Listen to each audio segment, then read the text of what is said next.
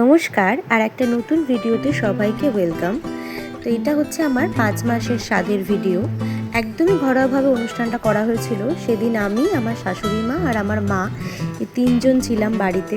তাই ওরাই আমার ভিডিওটা ধরে দিয়েছে, পুরো ক্যামেরা ওরাই করেছে। পুরো ভিডিওটা কেমন হয়েছে অবশ্যই জানাবেন। তো আজকে আর কেউ নেই বাড়িতে, আমরা 3 জনে রয়েছি। ছবি কেমন উঠবে আমি জানি না, দেখা যাক। সেদিন সমস্ত রান্না আমার শাশুড়ি মা নিজে করেছিলেন। ভাত 5 রকম ভাজার মধ্যে ছিল আলু ভাজা, শাক ভাজা, মাছ ভাজা, বেগুন ভাজা, কুমড়ো ভাজা, মাছের মাথা দিয়ে ডাল, বাঁধাকপি, দই কাতলা, চাটনি, রাবড়ি, রসমালাই, পায়েস, দই, মিষ্টি, এখানে 5 রকমের ফল, আর এখানে আমার মাও এনেছিল 5 রকমের ভাজা, মিষ্টি, ফল, সমস্ত কিছু দিয়ে আমাকে স্বাদ দেওয়া হয়েছিল। এই যে এবার আমি খেতে বসে যাচ্ছিলাম। একদমই ঘরোয়া অনুষ্ঠান ছিল, তাই যখন শাশুড়ি মা আমাকে খেতে দিচ্ছিলেন তখন আমার মা ভিডিও ক্যামেরা ধরে দিচ্ছিল, আবার যখন আমার মা দিচ্ছিল তখন আমার শাশুড়ি মা ভিডিও ধরে দিচ্ছিল।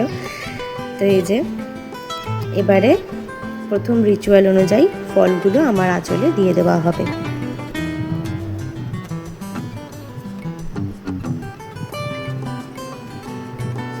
তিনজনে মিলে বেশ আনন্দ করেই আমরা এই অনুষ্ঠানটা শেষ করেছিলাম, মানে খুবই মজা হচ্ছিল। এই যে এবার আমার মায়ের পালা। এখন আমার ভিডিওটা হচ্ছে আমার শাশুড়ি মা ধরে দিচ্ছেন।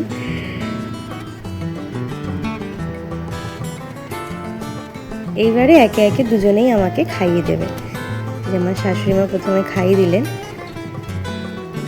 কারণ একসাথে দুজনকে তো ক্যামেরায় আনা সম্ভব না, কারণ তাহলে ভিডিওটা কে করে দেবে, ক্যামেরাটা কে ধরবে, সেজন্য একজন একজন করেই করেছেন।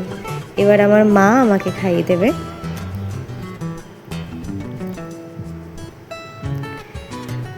তো এবার আমি আপনাদের সাথে কিছু সেই দিনকার ছবি শেয়ার করে নিচ্ছি। এই ছোট ছোট মুহূর্তগুলোকেই স্মৃতির খাতায় আটকে রাখার জন্যই আমার এই ভিডিওগুলো করা। কারণ আমারও মনে হয় যদি আমার ছোটোবেলাগুলো এরকম স্মৃতিবন্দী হয়ে থাকতো কি না ভালো হতো, আমি সবটা দেখতে পারতাম, কিন্তু সেটা তো আর সম্ভব ছিল না। তাই আমি চাই আমার এই এখনকার এই জার্নিটা, প্রেগনেন্সি জার্নিটা যেন পুরোটা স্মৃতিবন্দী হয়ে থাকে, যাতে আমি পরবর্তীকালেও এগুলো দেখে উপভোগ করতে পারি।